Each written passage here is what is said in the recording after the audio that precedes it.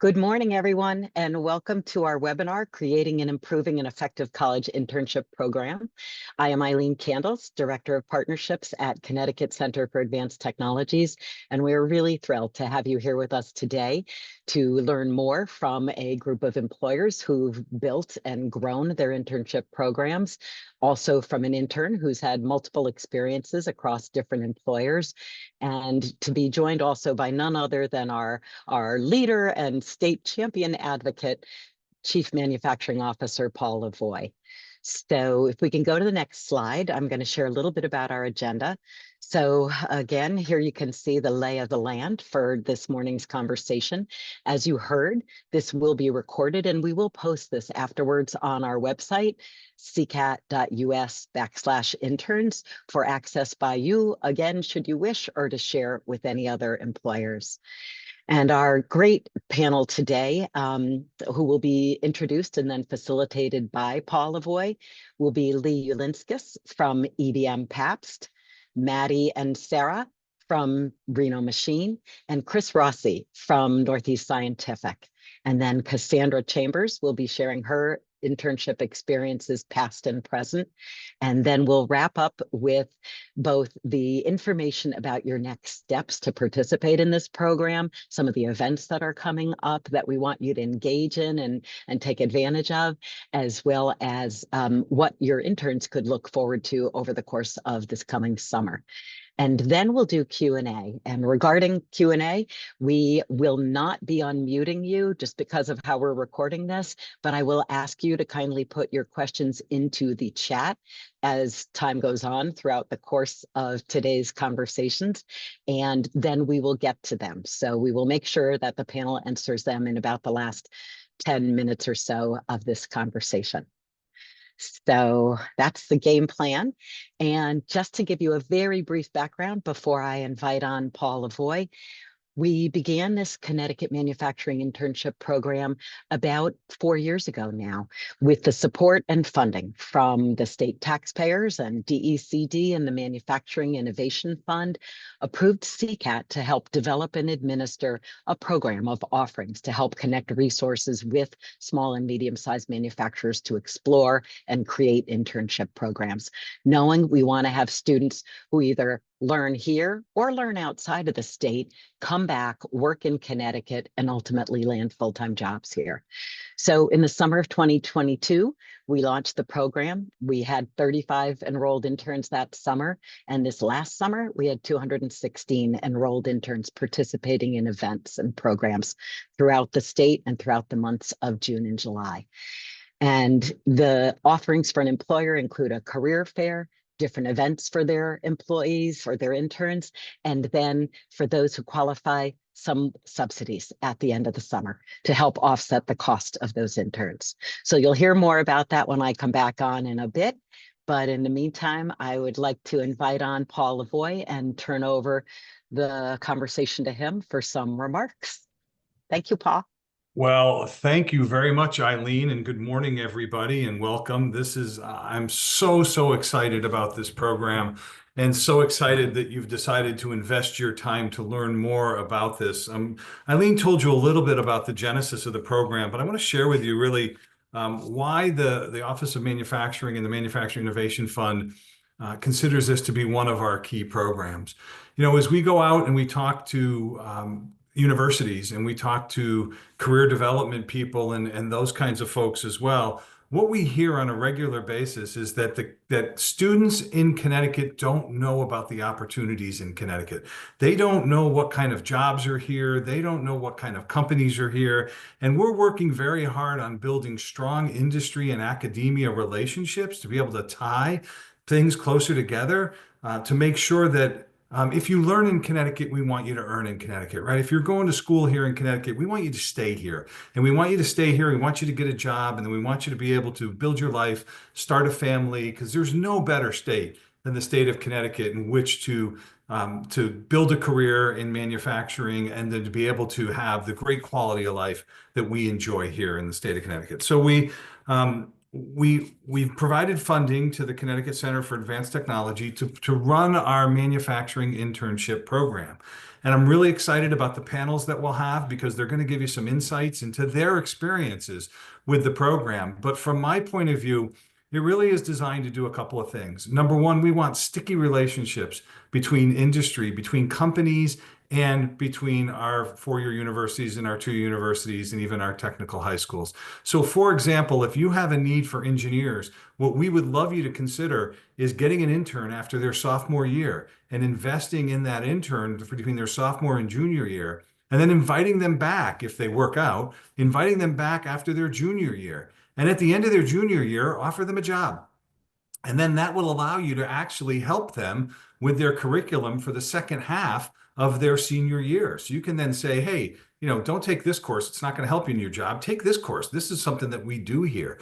But it allows you to get guys, you get 6 months of training for your next future worker. 6 months, 3 months each, 2 years, and then we'll help subsidize the cost of that. So up to $3,500 an intern. And Eileen will go through all the details of the program with you as well. So this is really, again, if you learn in Connecticut, I want you to earn in Connecticut. And by the way, if you live in Connecticut, but you've chosen to go out to school in Connecticut, we want you to come back home. That's called Keep Your Mother Happy program. Right? That's where we want to make sure that you're coming back home to start your career where you grew up as well, even though you got an education from outside the state of Connecticut. So I just wanted to give you, this is why we do it. And the growth of this program has been exciting. The way that we've been able to share some other companies with the interns and the engagement has been great, but we're just getting started. Eileen showed you the numbers. I'd like to see 500 interns this year. I'd like to see it grow to 1,000, 1,500, 2,000 interns. And I'd love to be able to provide the funding that's necessary for the wage subsidies for manufacturers to continue to participate in this program. So that's why I'm excited to be here. That's why I'm excited that you're here. To be able to learn more about how you can get involved with this program, but more importantly, learn from some of the experts on how to be able to maximize this program. So I want to introduce, to have our panelists come on. So I have Sarah and Maddie from Reno Tool. We have Lee Ulinkis from EBM Papst and Chris Rossi from Northeast Scientific. So welcome, guys. Hi. I'm excited to talk to you a little bit today about your experience. So if you don't mind, if you can just kind of introduce yourself, your company, and then after that, just give me a little overview. Well, why don't we introduce yourself and your company, then I'll go to the second question. So Lee, why don't you start? Why don't you introduce yourself, your company, what do you do and what's your company do? Yeah, thanks, Paul. I am Lee Ulinkis. I'm the Employee Engagement and Development Manager at EBM Papst, and we are a leader in fan and motor technology. We are a global organization, but our Farmington office is the American headquarters.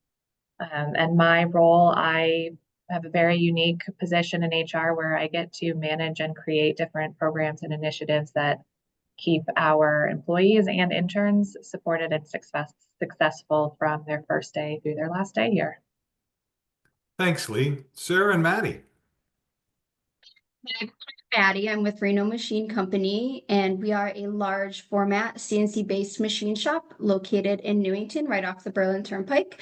My role is marketing and communication specialist, but the past year I've been helping with talent acquisition, which led us to this program. And then this is Sarah Waddell. Hi, I'm a consultant for Reno Machine. I work closely with them on a regular basis with their marketing, PR, and talent acquisition and recruiting efforts.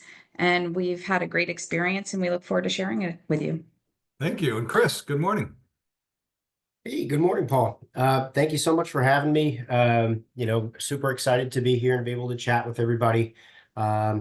I'm here representing Northeast Scientific. We're located in Waterbury, Connecticut. We're the reprocessor of medical devices, specifically procedural and interventional catheters that are in a peripheral vascular space. So some pretty neat and interesting things that we're doing over here. The company, here, my official title is program manager.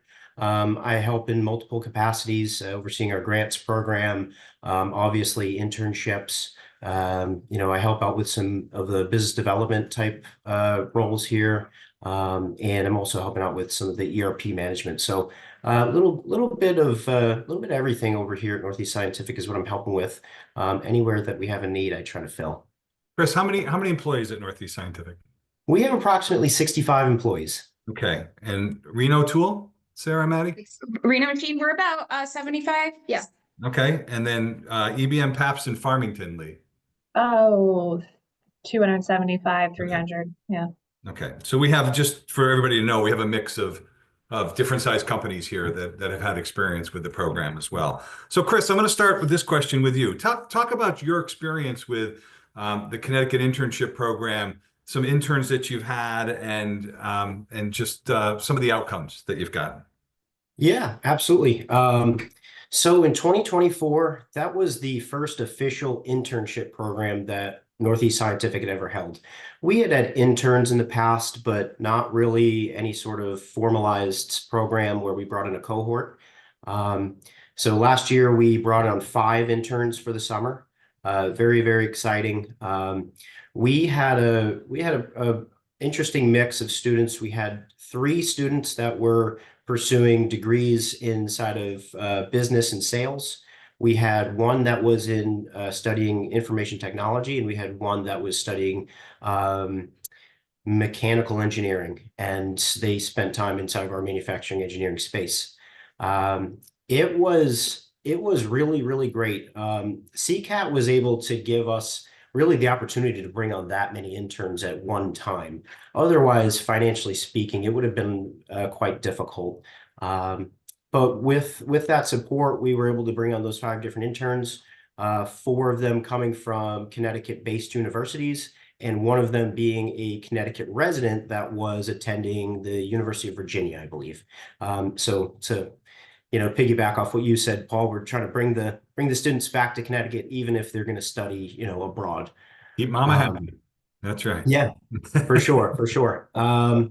And the program, the way that we structured it was we tried to have an overall company view of what we wanted. It was approximately 10 weeks, right? So we had an overall company view of the way we wanted that to look, and how we wanted each intern's experience to be when they came in the first day, or even before day 1, we held a virtual orientation about 2 weeks prior to them coming on site. Just so that everybody was getting the same information, was feeling warm and fuzzy about that first day. But then the first day, we had all the interns come together, let them get a good understanding for who Northeast Scientific was, what we do, the culture of the company, and what the expectations were going to be across the board, regardless of which functional area you're going to be assigned to. And then from there, the interns were split off to their functional areas, to the directors of each of those areas, and they were able to tailor the plan for each one of those students. And from a company level, we wouldn't be able to provide the detailed information that those guys are going to need to take on.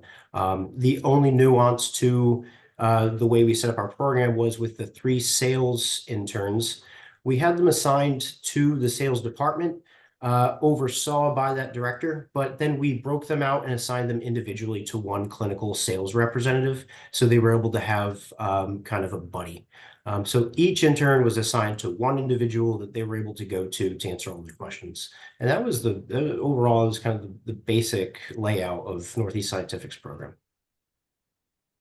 Awesome. Thank you. That's a great overview. Thank you. Lee, talk a little bit about EBM Papst.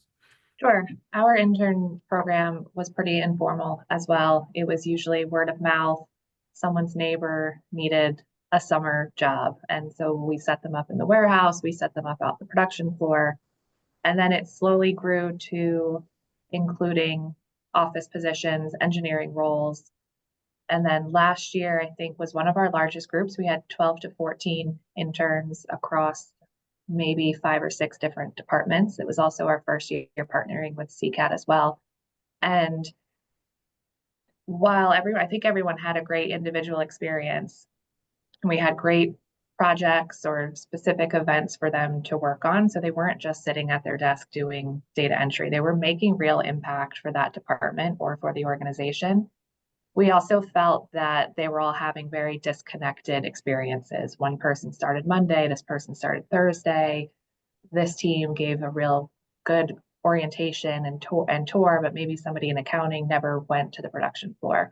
So using the feedback from last year, we are making a very formal program this year with a start date, a specific end date. We've incorporated all of the CCAT events, and each week will be different programming specifically for the interns, where they can meet each other, they can learn more about EBM Papst, but also work on some of these corporate skills or first job skills, where we'll do conflict resolution and networking and personal branding through LinkedIn. And that way they can also start making connections with different departments. And maybe somebody thought they want to be HR, but they talk to our director of marketing and think, well, maybe that's the route I want to go. And we're still small enough where we can facilitate a meeting with that department. So last year we had somebody in accounting who learned about project management and sat down and spent a day with the project management team to learn more about what they do and the impact they have on the organization. So this year we're really going to find a balance. We're keeping that flexibility for the individual, but having the structure where they're all having similar experiences and getting the same feel of EBM Papst. Yeah, and I think if folks on the call haven't figured this out yet, when we launched the program, we were only supporting engineering interns or manufacturing interns. And what we've recognized is manufacturing businesses cut across everything. And so what we've done is we've opened it up to other areas of your business, like sales and like accounting and those areas, knowing that you have employment needs there as well. And Eileen will talk a little bit about the way that we help you from a subsidy standpoint, and there's some requirements around that. But I want to just make it a point, as you guys were talking, it just, people might have come into this call thinking, oh, this is just for engineering people or manufacturing people, or not. It's for your entire organization. So think broadly about interns that you might want to bring into your organization. And again, there's some qualifiers that you need for the funding, but they're not. I mean, both of these companies have met those qualifiers, so it's not a big deal. Okay, Sarah and Maddie, tell us about your experience, please. So similar to Lee and Chris's experiences, prior to 2024, Reno Machine didn't have a formal internship program. We had internships here and there, but definitely nothing formal in structure. So it was our role to build it from scratch. So we essentially met with our VP of operations and general manager and determined what areas of the shop floor need help. And so through that, we ended up getting an operator, an inspector, as well as marketing to help with Sarah and I, which is awesome that we were able to even hire a non-STEM intern and enroll them in this program. We had to figure out how the hours that each student was going to be working each week, and we were going to remain very flexible with that. One of them worked part-time, 24 hours, and then the other two actually ended up working 40 hours just because it was their summer break and they had the time, and that's great because we could use that full-time help. So that was great that was agreed on. And then in terms of who would be supervising these interns, it depended on where they were working. So if they were in inspection, usually the project manager or the QA manager was responsible for them. Marketing reported to Sarah and I. And then the operator reported to the VP of operations. And so once we had the base of everything, we had to find our candidates, and we ended up meeting one at the Manufacturing and Engineering and Technology Career Fair at Quinnipiac last year, which is great. That's a very valuable event. Go to that if you can. One was hired through Handshake, which is a job posting app that a lot of colleges use. That was our marketing intern. And then our operator we found through CCAT's internship site. So that was very easy to connect with these interns. And then in terms of enrollment, it was super easy and straightforward. Just had to complete a couple questions about our company and if we were open to potentially hosting students, and I really appreciate that opportunity. And then some demographic information about the interns, and that's about it. So like from start to finish, it was very easy. And for our first time building a program like this, it was straightforward, and Eileen and the CCAT team were super helpful in this. And we felt like we hired on 3 quality interns. Truly, we brought in a water jet operator, an inspector, and they were on the shop floor on a daily basis, helping us achieve our goals for our clients.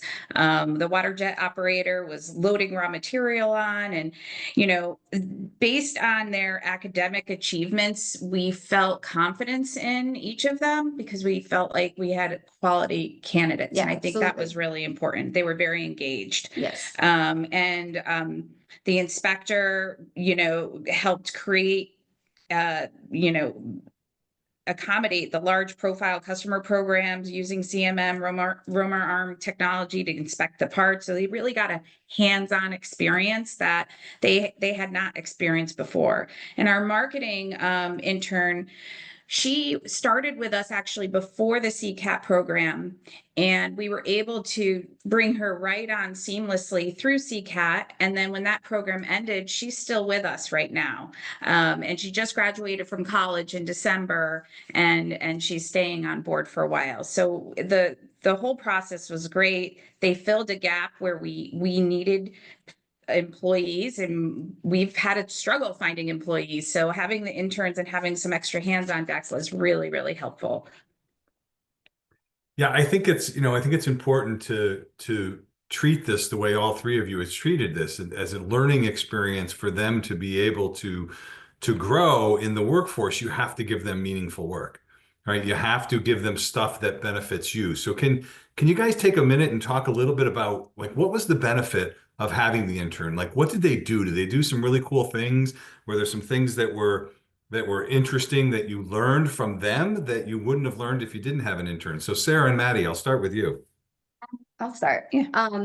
Our marketing intern taught me so much about graphic design, actually. She has such a natural graphic design ability, and I studied PR in college, not marketing, but somehow found my way here, and graphic design was never my forte, and her eye for design is incredible. And she has such strategy behind it as well. So, I mean, she taught me that for sure. Like, that was super valuable, and she kind of picked up where I lacked. Do you have anything to add? Not for that, but the water jet operator. So he loaded raw material onto the water jet, programmed cutting paths to manufacture close tolerance details based on the customer provided geometry, removed the details lightly cleaned, learned how to deburr and mark with corresponding job numbers and customers. He interfaced with inspection and the program management. So it was a really cool experience for him to be able to, again, be hands-on. The inspector worked in the dedicated inspection room to accommodate large profile customer program. Like I said, using the CMM and Romer Arm technology to inspect the parts and decide whether they needed to be accepted or rejected based on the tolerances. And he really helped us be able to deliver our projects in a timely manner by having that extra support on staff. Excellent. Chris, what was your experience? The impact that the interns made was tremendous. To piggyback off of what they were saying about maintaining one of the interns, we did that as well. So, we still have Marlon working in manufacturing engineering. He's moving on to his master's degree program as well. And, we hope to keep Marlon here for as long as Marlon would like to be around. He was almost an immediate impact on the production floor. One thing that we knew was that Marlon was going to bring us education from the schoolhouse that we didn't have, that weren't currently tapped into.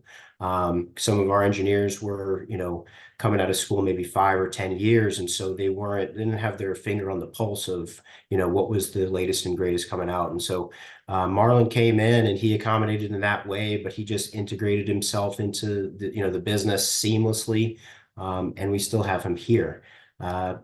As far as the other ones, we had in information technology, the intern actually built an AI LLM. I'm going to start saying technology words that I don't know. Essentially, he was taking some of our business insights and data and turning it into a chat GPT of sorts, where we were able to start asking it questions, and prompt it. And to me, that was absolutely incredible. Something we would have otherwise never have had here.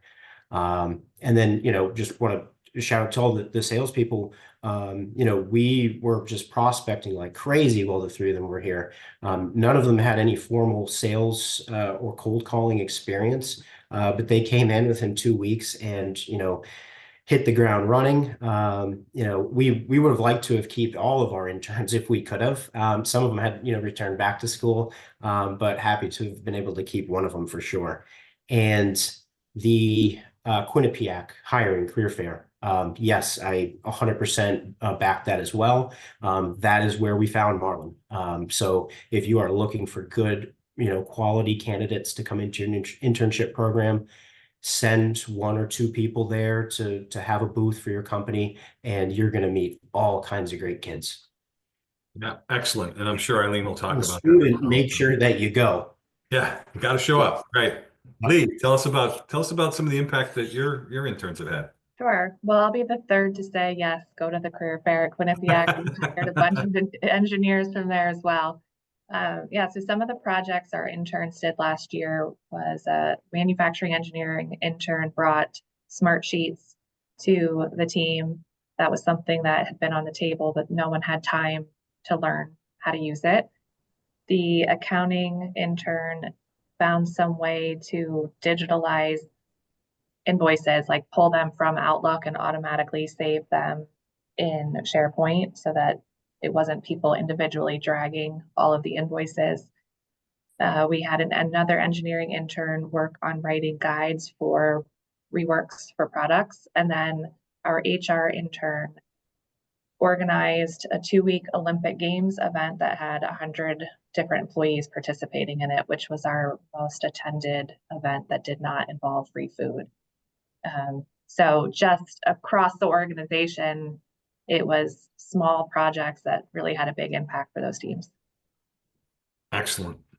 All right, so we're gonna wrap this up with one question. So we've got a bunch of manufacturers on this call that what advice would you give them? So Lee, why don't you start off? What advice would you give manufacturers who are considering this program? I would say start small.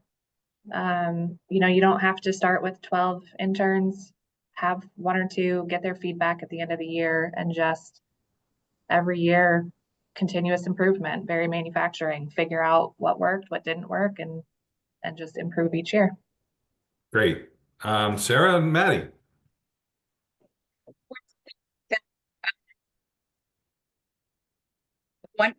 Have some specific projects in mind, certainly. And again, repeating, start small. We started with 3, but be creative, kind of like get out of, the box. When even with a marketing intern that we had her in designing training programs on PowerPoint so that we could make that process more seamless. So just be creative and flexible, and know that if you start small, you can grow from here. Yeah.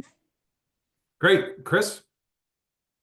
Yeah, that's all amazing advice. And I mean, I would say just try to put together some sort of loose structure so that you know what they're going to do the first day and that they can onboard, successfully. Know how you're going to offboard them and what the expectations will be, and what kind of message they want to take back out to schools or the world after they leave the organization. I think that's probably the best advice that I could give. Awesome. Thank you so much. And thank you for all of you for participating.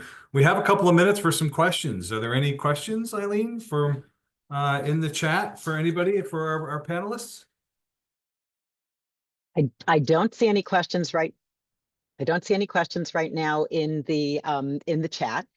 But I would add on one other piece of advice, and this is something that I know our friend Mike Rocheleau from PTA Plastics would like added to your advice. And that is, PTA had started a number of years ago, and they had their interns, 3 or 4 of them, reporting to separate managers. The last couple of years, I think the way they describe it is they decided to put together a series of projects things that they wish they could get to, but they weren't getting to, improvements that they wanted to make.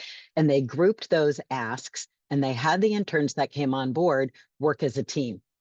And that team then had to intersect across the organization in order to deliver on the different projects and then present on them.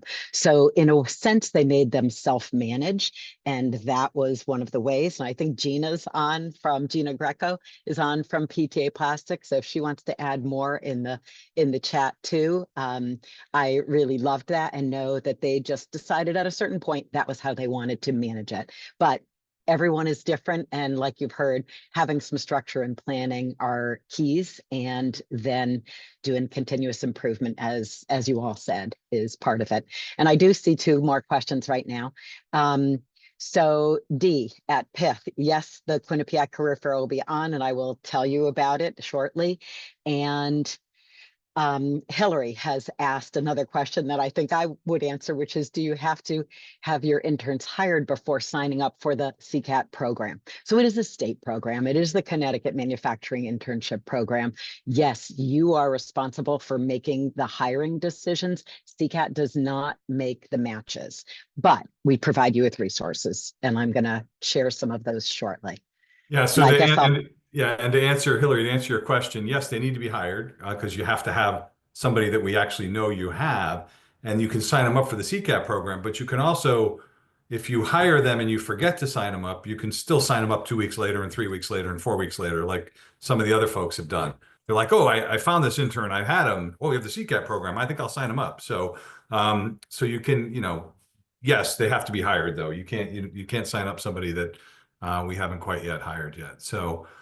Okay, so I'm now, thank you to all of our employers, and thank you for your insights into the panel and into this discussion. And more importantly, thank you for taking advantage of a program that we think is going to be great. And thank you for validating the fact that this works, and this works for you guys to be able to make sure that you continue to build a very strong workforce as we move forward. So thank you, panelists. Thank you, Paul. So, Paul, I just wanted to also say real quickly that the financial incentives was really helpful in getting this program sold to upper management. And so if you are unsure if your company is going to come on board, when you hear Eileen talk about those financial incentives, that really helped us kind of get our first program established. And now the buy-in is there, and they saw the results. So go ahead. Eileen's going to tell you all about that. But that's a great point, Sarah. I mean, the role of the Office of Manufacturing through our partnership with CCAT is to provide you with catalyst funding to do things that you wouldn't normally do, right? Is to say, hey, listen, we want to be your partner in helping you build the workforce, and we understand that you have certain barriers. So let the state of Connecticut, through the Office of Manufacturing Innovation Fund, in our partnership with CCAT, that's a mouthful, but we want to put that capital back in the marketplace so that you can do these kinds of things. And thank you for verifying that that's what pushed you to be able to do this and to sell it to upper management, to say, hey, let's de-risk this for you.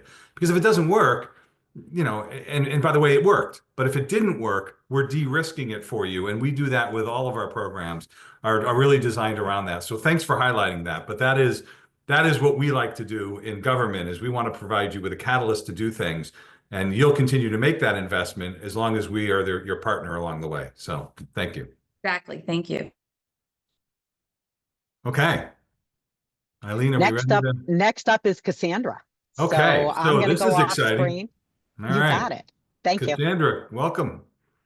So this is exciting because now we're going to get the other side of the coin. So we're going to get the perspective of someone who has been in this program for a while, who has participated at a very high level in our internship program. So welcome to Cassandra. Cassandra, why don't you introduce yourself to everybody and tell us a little bit where you are right now in your educational process, and then we'll jump into some questions. Yeah, so I'm Cassandra. I am currently a mechanical engineering student at Central, and I graduate in May. All right, excellent. So tell us about your various internship experiences here in Connecticut in the internship program. Yeah, so with the internship program, I was able to get exposure to all sides of manufacturing engineering that I hadn't really even known existed in Connecticut. So my internship experience in general started fairly early on. I got my first internship after my freshman year at Sikorsky. So I was there for a little bit, which, I mean, we all know is a massive company. Their internship programs span all departments, and I learned more than I ever could have imagined there. And after that, following that, I internshipped at a small machining company in New Britain called A1 Machining. They were made up of 3 shifts and a little over 30 people. So it was a complete opposite side of what I had seen. And, you know, I wore many hats there. I also learned a lot there. And that, I think during that internship is when I got introduced to the internship program. So from there, we got to see, I can't even count how many companies throughout Connecticut, see all sides of manufacturing, which has been kind of my discipline for a while. But yeah, definitely getting exposure to all the other fields that, you know, could possibly interest, I could have career interest in. So yeah, I ended up actually landing my internship at Triumph through the internship program, which is where I currently am. And it's like kind of my Goldilocks story, because I found my happy middle. You know, it's not too big, not too small. I have, you know, where the area that I focus in for 80 to 90% of my internship, while also being able to dive into other areas and kind of get a large grasp of the manufacturing industry. So having 3 different, it's interesting, having 3 different internship experiences. I think you said it best. It was your Goldilocks experience, right? It was allowing you to find what you really like to do and then be able to pursue that here. I mean, some of your peers that aren't participating in the program, what do you see them going through?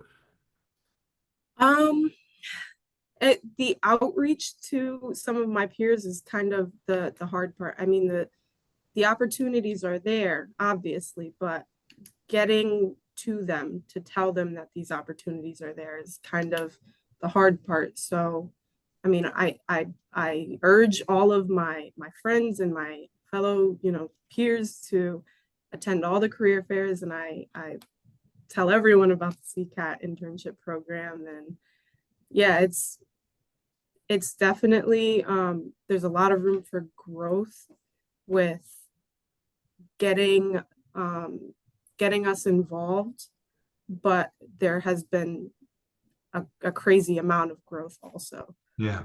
Well, but I think the what I like about this program is it allowed you to find your sweet spot. Allows you to find where you can be successful in Connecticut, where before you wouldn't have known that. And you might have said, well, I have to leave the state, and I have to go somewhere else and to do all of that. So having been a veteran of all of these internships and working in a couple of different companies and things like that, what advice would you give companies on how to improve their programs? So I've had the opportunity to sit at several tables of interns where we kind of get to vocalize what our internship was like, things we maybe disliked, things we loved. And the common theme that I see is that maybe structure could be given a little bit more attention. That, you know, when after onboarding, we kind of feel in a way that we were kind of left to the wolves. We had someone to maybe ask questions to and to kind of, how do I put it? We had someone to go to, yeah, with our questions. But as far as what we were actually working on and kind of end goal, it could have used more structure. We could have dived into it a little bit more with whether it was our manager or the entire department. So I would just say maybe having that sort of layout of like, okay, this is what we'd love to see, you know, accomplished, and this is how we're going to help you get there.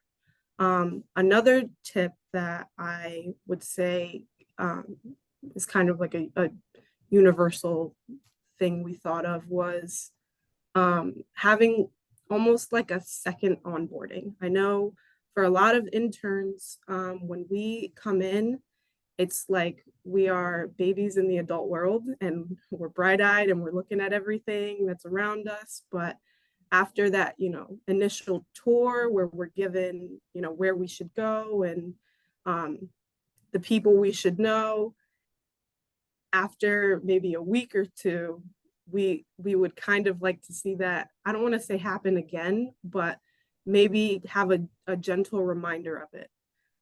Because even like, for example, on our like homepage for just finding what we need within our network, we're given like a quick onboarding, and then maybe 2 weeks in, you realize all the things that you should be using within that network and you still maybe can't find them.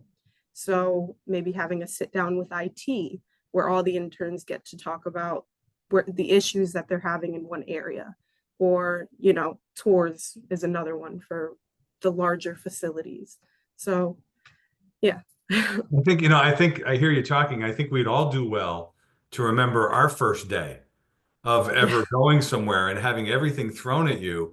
And you're coming in from being a college student, not even that I have work experience, and you get everything thrown to you on one day. And you're right, in a week, now at least, okay, I figured out how to log in. I figured out what I need to use. I figured out where the restrooms are, figured out how I'm going to eat lunch, right? I mean, all those things. And day one is so overwhelming because it's a new environment and things like that. But that's great advice. In a week, they should check in and say, hey, let me just go over this checklist again and see what questions you have. And you could say, oh God, thank God, because I was, where's the ladies' room again? No, but but it'd be things, it's just so overwhelming. And I think we all do well to remember our first days, right? And just to say, hey, let's make sure that we're understanding that when you're coming into this internship, you're really coming in, you're nervous, you're excited, Yeah. you're nervous, you don't know what you don't know. And the more people can assure you that you're doing the right things will only help you along your success as well. So this internship's a little different, Cassandra, right? We do cohorts and we put you cohorts together and you go and you get to visit other facilities and things like that. Talk about that. Talk about the value to you of the program of meeting other interns and interacting with them, but also going to visit other companies and have any friendships grown out of that. And so tell a little bit about that experience of cohort. Yeah. So it's been so beneficial to be able to network with people who are kind of in their on the same level of you, career-wise and experience-wise. I can't compare it to anything else because, yeah, and I did end up having friendships that lasted until now from the first time I was in the CCAT internship program. So we still hang out, we'll still, go grab dinner. And those are lasting connections that, they may end up in a completely different area, but it's just good to know that, you started with someone and you can carry that friendship on. Having them as a connect if you need them in the future, having that, kind of blanket to know that they're there if you need them, and that they understand what you're going through, maybe if you need someone to kind of talk to.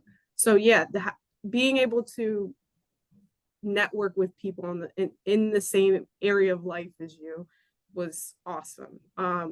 And then also being exposed to all the different kinds of companies that we were at the same time was amazing. I didn't get to go to Lesser Evil, but I know it was. I was just going to put you on the spot and ask you what your favorite visit was. Yeah, my favorite visit. Yeah, that's a hard one. yeah. I don't know. Maybe microboard, just Okay. because being able to get the one-on-one kind of conversation with upper management, which we were able to do across the board at pretty much all of the Yep. all of the companies we got to see. But Microboard kind of stuck out to me. I loved their facility. I loved being able to kind of walk through and see exactly what they do and what they make, which once again we did at all of the companies. Yeah, I think Cool. Microboard ended up being Cool. Well, again, didn't really want to put you much on the spot, but I thought Lesser Evil would have been your favorite. But if you didn't go there, then I get it. Nothing better than walking. There's nothing better than walking through a popcorn factory. So, Yeah. Well, maybe a truffle factory. Yeah, that's pretty good too. Yeah. As well.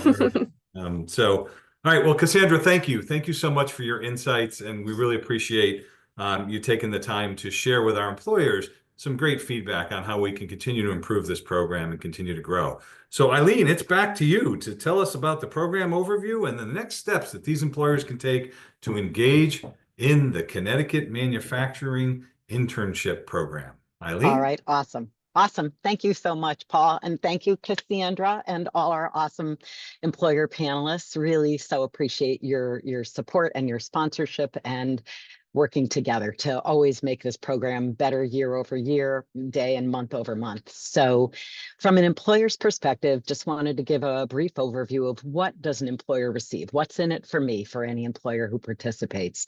So as Sarah and Maddie mentioned, there's brand exposure and then access to college students.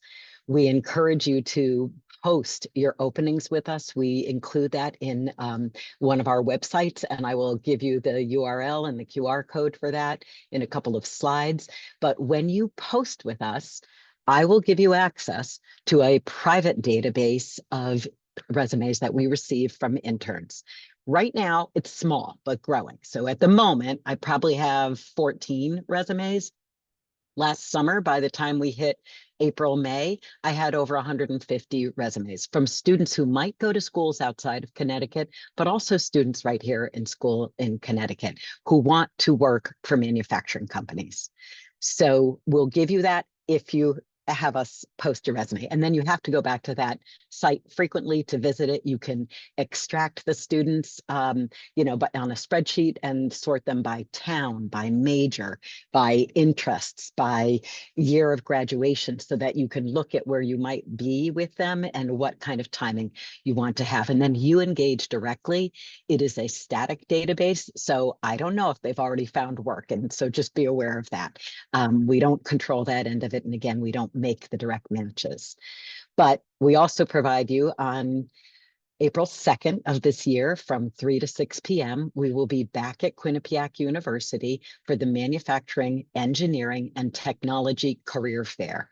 And it will not only be Quinnipiac University students. So don't confuse the location with the student body that comes to participate. We invite in students from 2- and 4-year colleges around the state, and we provide transportation to them free of charge. So I'm in contact with universities and colleges around the state to help coordinate that effort and encourage them to post and have a bus that comes from your school. So CCSU, Manchester Community College, University of New Haven, Sacred Heart, Fairfield, University of New Haven, Trinity College, UConn, they all, were among those represented at the fair. And we had over 80 employers last year. We'd love to break 100 this year and really encourage any company to sign up for free to participate that afternoon. And then the benefits for you as an employer, we offer this program to your interns. So you manage what you do within the 4 walls of your operation, within the structure, and with the suggestions that you heard from the employers and some of the comments in the chat with other suggestions. But this program helps you provide a more beefed up experience for your students. We really encourage you to have them be signed up to participate in our June 4th orientation kickoff. Paul Lavoie will lead that off. We'll be returning to Trump in Farmington, and we will include professional development. We'll have a great speaker, again, returning to give comments about how to transition from being a college student into the work world and how to build your network. And then we will also hear from a panel of rising manufacturing professionals, and then deep dive into the program offerings for the summer before a tour and lunch. So that event is scheduled for June 4th. And then through the summer, we coordinate tours around the state. And I'll speak to that a little bit later. Ideally, every time your student intern goes to one of these programs, you pay them as part of their training. It's off-site training, but it's part of their awareness, and it will be part of how you make them stronger and stickier to not only your company because they see you value their development, but also to the opportunities across the state and here in the world of manufacturing. And then for those Connecticut manufacturers who have less than 300 Connecticut-based employees, you can be eligible for a matching wage subsidy up to $3,500 each for up to 4 student interns. You can enroll however many interns you have. We want every intern to be invited to participate in the experiences we offer, but the grant is only for up to 4 people. And those 4 people could be all 4 STEM majors. They could be up to 2 non-STEM majors, such as a business major or a HR or marketing intern. And then they can be, the other 2 can be a computer science or an engineering major. So we would encourage you to maximize your participation. And again, it's up to 3,500 times 4 or a company max each summer for $14,000 in matching wages. And you cannot be related to the owner of the company. So if you're a small family-owned business, it cannot be somebody that's related to the company. And participating in the program, if I circle back to that for a moment, you also could have entering freshmen participate in the program. They are just not qualified for you to draw the subsidy on them. You also could have graduate students participate in the program offerings, but not in the matching wage subsidy. So a little bit of nuances, but always remember, we want to throw the net wider and have you not discourage anyone on your team from participating. And then clearly what we hope you feel like you're building, and what I know the employer feedback that we've heard today and shared from others, is that you're helping develop stronger and skilled future talent for your company. So if we look at the next slide, this is just a fast, logo splash of many of the companies who participated last summer, but it's not all.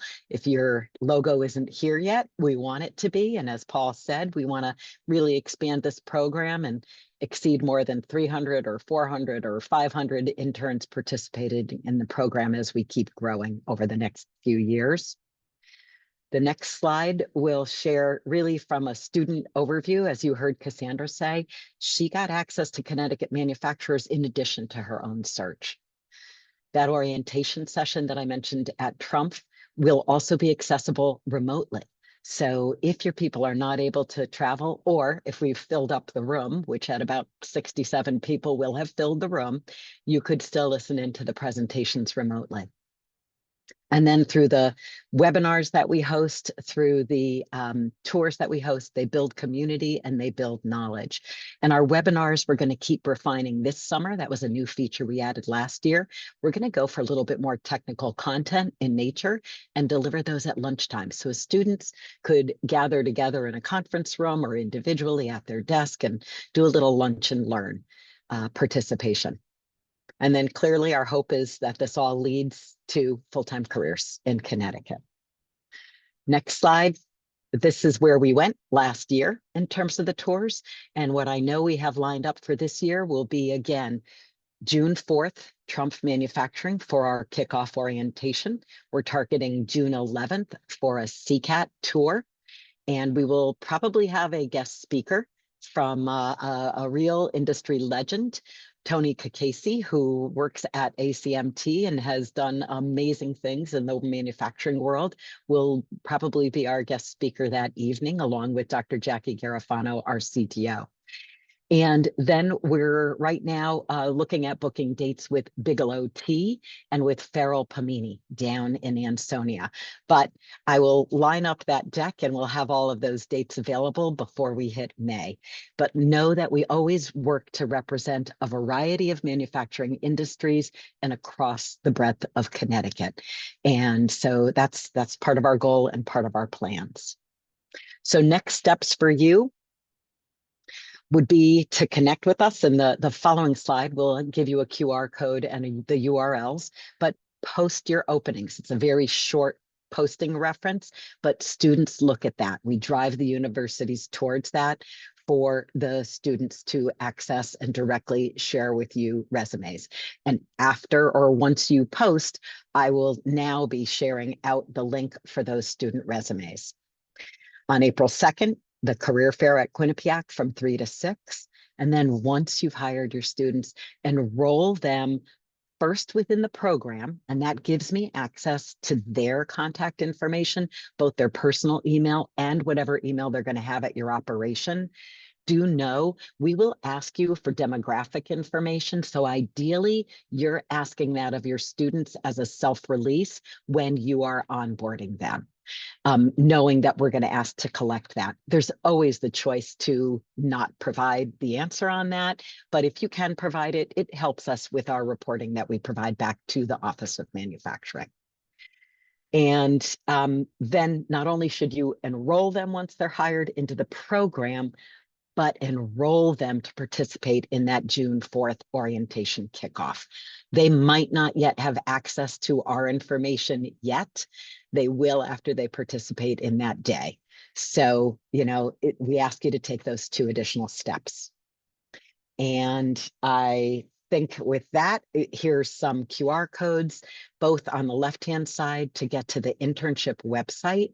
And that is both student-facing and an employer-facing website.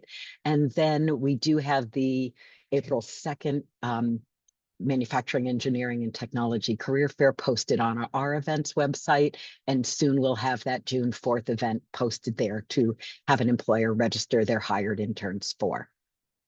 And I think with that, we're going to bring back everyone now. So Paul and employers and Cassandra, if you'd come back on now. And I do see one question in the chat, so I'll jump into that. So someone's asked, being an employer with over 300, we wouldn't be eligible for the grants, but could we still participate in the program? Absolutely, yes. Absolutely, yes. EBM, I think, had over 300 people last year and didn't draw from the wage subsidies. And same thing with Triumph, same things with Trump, same thing with Lee, the Lee company. So any size manufacturing company in Connecticut can enroll their people to participate. Most likely. Eileen, what Sorry. defines a manufacturing company? So a manufacturing company is an organization that has to be manufacturing a product here in the state of Connecticut, or be an allied service provider who is finishing a product. So they could be just putting the paint or the finishing on something, but not having manufactured it from scratch.